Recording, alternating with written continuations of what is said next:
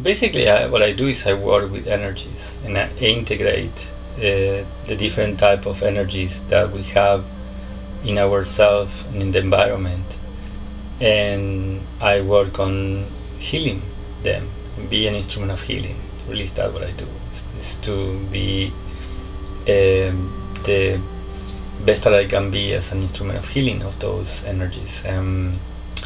Working both on the body, on the spaces, on our environment, and trying to help to balance and integrate those energies. Basically, the principle is that everything that happens on the manifested aspect of reality, or what we call physicality, first always happen on the energetic aspect of this.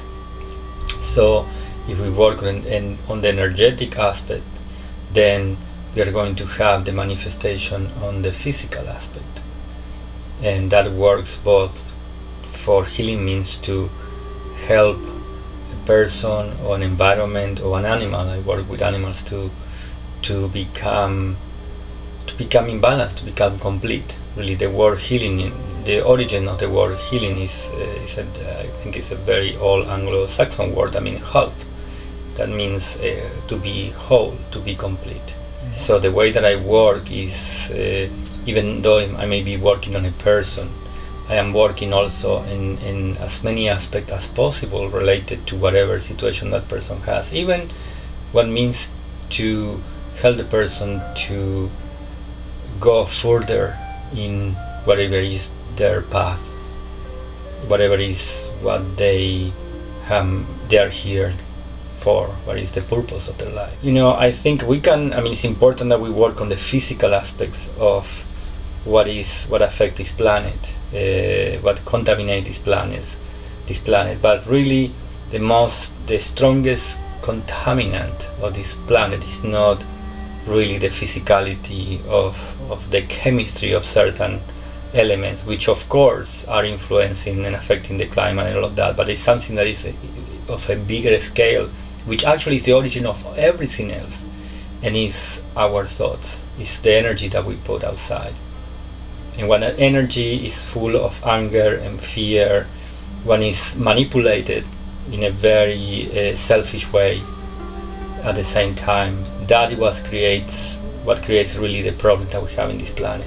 Something that is really bringing an instability, bringing unbalance to the environment, is affecting the planet, is affecting every person, even I believe deeper, that can affect the chemical or smoke or anything like that. Sometimes we have to get pushed by the universe to really make changes in our lives. I believe that we cannot expect that things will change if we don't make an effort ourselves. Change I believe, is two ways. We walk toward the change and the universe walk to us. And when we meet in that specific point, things change. But we cannot put all responsibility in the universe for our change. I also agree that the thoughts are polluting the environment. And what is your suggestion? How people can fix that? Well, really, the best way to do it is to being conscious. One is that what happened with us and with our thoughts and our feelings too, and not being conscious also how we unconsciously be sometimes manipulated through that, through the consciousness and through the subconscious. There is a concept that is known in psychology and many hypnotherapists also know this, that pretty much the majority of humanity is 70% of the time during the day in a kind of semi-hypnotic state, a semi-sleep state. We are kind of in automatic gear without paying attention exactly what is going on. We do things just, in a very automatic way, without really being there completely. And that's common. People, driving and getting home and don't even remember how they got there. Who drove, exactly. So, but that's happened with many levels. So it means that, our state of consciousness is kind of limited. So that brings that we are not only not aware of what is going on really, but also we can be very easily influenced by the environment. There is a difference between being conscious about what is happening, that we have already to know that there is a challenge right now in our society, financial and economical, yes. But we can even take this and be fearful, or we can say, okay, what I need to do about this, and then be positive enough to say, look, I have the choice to make the changes that I need to make to be able to go through this.